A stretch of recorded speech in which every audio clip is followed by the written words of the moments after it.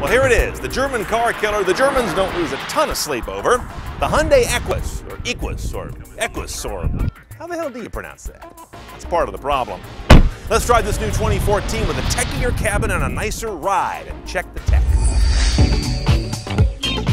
Spotting a 14 over a 13, really hard to do. There's a little difference in the headlight LEDs down here, I think. Perfectly nice looking vehicle, but wow, you would easily lose it in a crowd. The changes happened inside. That's about as good as you're ever gonna feel in a car under 100 grand. It's a very nice, quiet cabin, as we'll see on the road in a few moments. The past Equus had just a little bit of a Hyundai stink about the plastic. That is really gone now. This screen is standard. This is not standard. We have the ultimate trim car, so that 12-inch LCD instrument panel comes on this trim level, not on the base car. Here is everything you've got on the system. Navigation, your radio sources, including HD radio and satellite, your optical disc player is here. Jukebox is a 30-gigabyte hard drive. I could not care less. USB plug-in, or in this case, my iPod's using the USB. It comes up on a separate location. Streaming audio, of course, and you've got telephony and BlueLink telematics.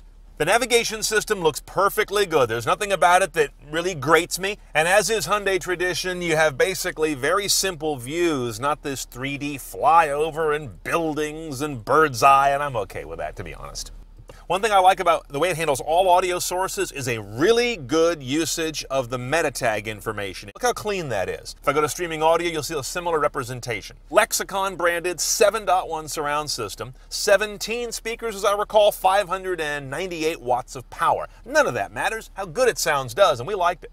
Now, the last thing I want to comment here is on BlueLink. This is a telematics system, not a connected driving system. The difference is this is more like a GM OnStar, if you will. It's got kind of basic information, send to car for destinations, but there's no Google search in here. There's no search to nav. The things that really are top of the class, this guy doesn't have. Hyundai's control interface it's not like really anybody else's. You got a home button and a knob and click and turn here. That's pretty common. You've got a home button over here, but notice what they do. They use bottom, left, and right corner logic. So these are shortcut buttons that take you to whatever the shortcut menus are in these corners of the screen. This is not a touch screen, by the way, which is kind of unusual. Typically, it's got to be a German car before it doesn't work on the touch. This one doesn't either, though. You got to use buttons here at all times. Thank you for a nice big back button. Every car should have that. Look out there and you're going to see a head-up display that is exceptionally good. This is one of the best in the business. In fact, aside from BMW, this is the best in the business, and that's pretty impressive for this car. Turn slide left onto Highway 1. This car has more cameras than the B&H store in New York.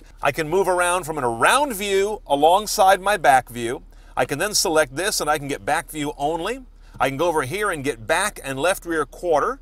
Here's back and right rear quarter. I mean, there's nothing you can't see on this car except maybe up through the roof. Oh, you can do that too. You got a sunroof. Aside from Infinity, no one does as many views as this guy. Now, the back seat in this car is quite a nice place as well. First of all, it has great leg room. I don't like big cars that don't have back seat space. What's the point? This little rocker here lets you control lumbar support and, of course, heating and cooling back here. 3-zone, 2 in the front, 1 joint back here. Now, this may be the best integrated set of rear seat entertainment screens. I'm gonna say any car shy of $250,000, but I don't think any car does a better job than this. You turn these guys on here independently with buttons for left and right passenger.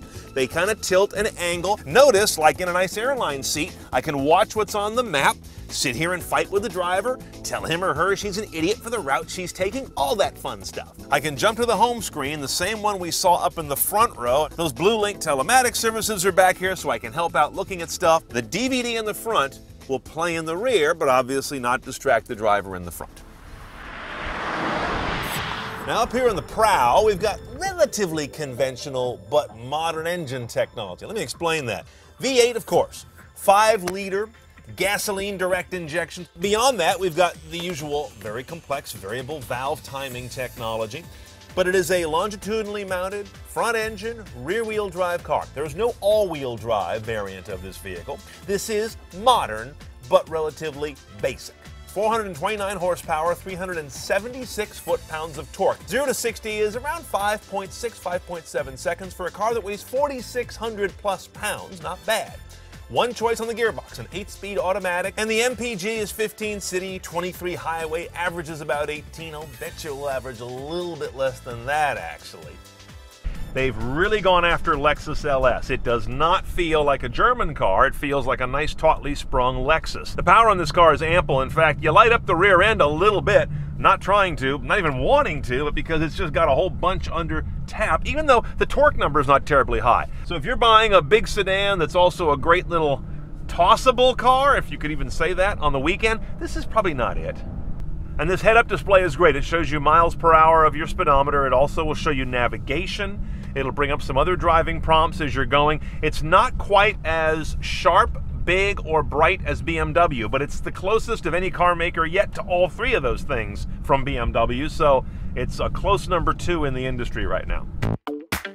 Okay, pricing an Equus is really easy. It's $61,920 delivered for the basic car, which is of course a very nice car. But to go CNET style, you gotta add a $7,000 ultimate upgrade. That's gonna get you that LCD instrument panel. It's gonna get you the cameras that are just about everywhere, the rear seat entertainment system, and that gets you the head-up display I like so much. So now you're at $68,920, and that's about all you can do on this car.